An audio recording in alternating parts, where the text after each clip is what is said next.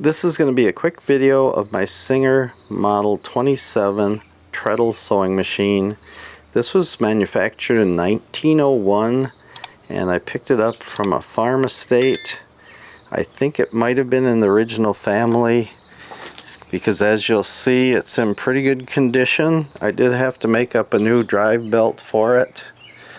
It's got the fancy sides, a lot of scroll work on it, cast iron base with the treadle, and it came with a lot of information, the original booklet, some original bobbins. They're the long style. So let me get it opened up and I'll show you the machine in operation. I am outside today, so you might hear the birds and the train track going by and whatnot, but you tip this over to this side, gives you a nice big workspace. Open this. I do have the spool of thread laying in here. So then we just tip up the machine like so. This slide plate likes to slide a little bit. Set it back down. Once you have your spool of thread on the spool pin on the top here, you come over and go right through this guide. You come down like this, and you want to go through these pressure plates right here on the upper tensioner. There is a little button you can depress to make sure that you get your thread properly placed in between these two pressure plates. Then you want to go under the take-up spring and up through the take-up lever, and then you want to go down through a guide right here on the side. Then there should be another guide on your machine right here, and then we go through the needle from the outside here towards the post on the machine, and that is your upper threading. And as you can see, this has the long style shuttle with the long style bobbin, just like you see here, and you wind that bobbin, right over here on the side. You will place the bobbin in this carriage right here, engage your drive belt, and wind the bobbin. Let me get the drive belt on and then we can continue. Okay, I've got the drive belt on the machine. This is a 3/8 inch drive belt made of leather. You can probably find one of these on Amazon or eBay. I just bought a very long length and then cut it to the correct size and clamped it together. It's just clamped together with a little metal clip. And here's your bobbin inserted in the winder. You just pull out on this. I don't want this to fall, but it will. You just pull out on this pin right here, and then the bobbin will fall out so you can remove it. Okay, don't you just love YouTube videos? We won't cut that out.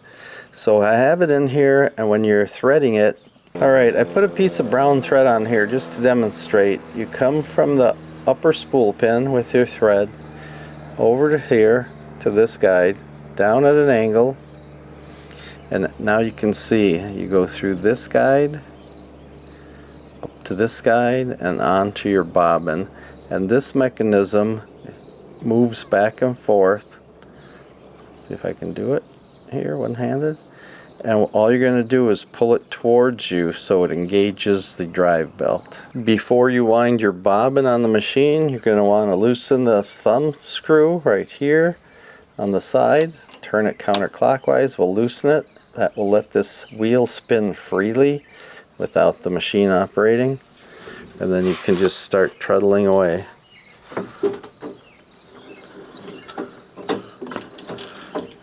Treadle away and you will be winding your bobbin, and the guide will move the thread back and forth on the bobbin there. Just that easy. Okay, I'm going to get you back on the tripod and show you the machine actually sewing. Oh, one more thing. This is your stitch length. You screw it out for a longer stitch and in for a shorter stitch. If this doesn't turn freely, just put some oil on there, wait a day or two, and give it a chance to loosen up. I've already oiled the bottom of this machine, so let's go.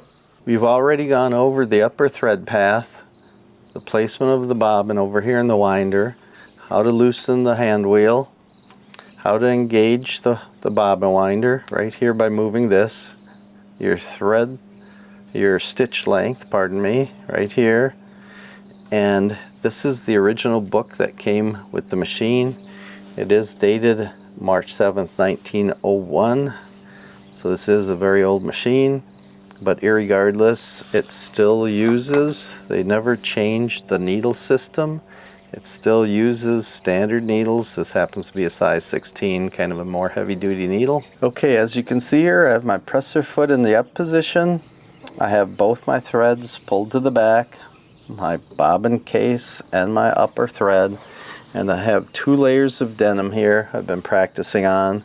I'll go ahead and put my denim under the presser foot, lower it. And I'm going to go ahead and just turn the hand wheel 1 or 2 times to get my thread locked into the fabric. And then hopefully we don't have a mishap. Here we go.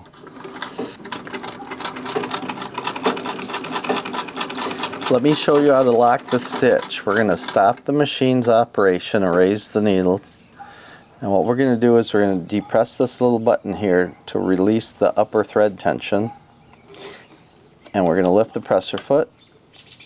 I'm going to move the fabric towards me, put the tension back on, presser foot back down, and then we're just going to make a few stitches over what we just sewed, and that locks your stitch. Then we can raise the presser foot again, push this to release the upper tension, and remove our fabric from under the presser foot. That's how easy it is to run one of these machines. The pedaling or treadling, whatever you want to call that, takes a little while to get used to, but they work really well. And if you're in a cabin or something like that situation and you don't want to use electricity, or you're running off of solar and you like to sew all the time, one of these would probably make sense. I just kind of like messing with it because it's a 124-year-old machine and it still works like, well, almost new, let's say. So I hope you enjoyed the video. If you did, please like and subscribe. I will have a few more videos coming up on sewing machines as we move into the fall and winter months. Yeah, I just have more time then to make the videos. So I guess that's it. Hope you enjoyed the video. See ya. Let me show you how to lock the stitch. We're going to stop the machine's operation and raise the needle.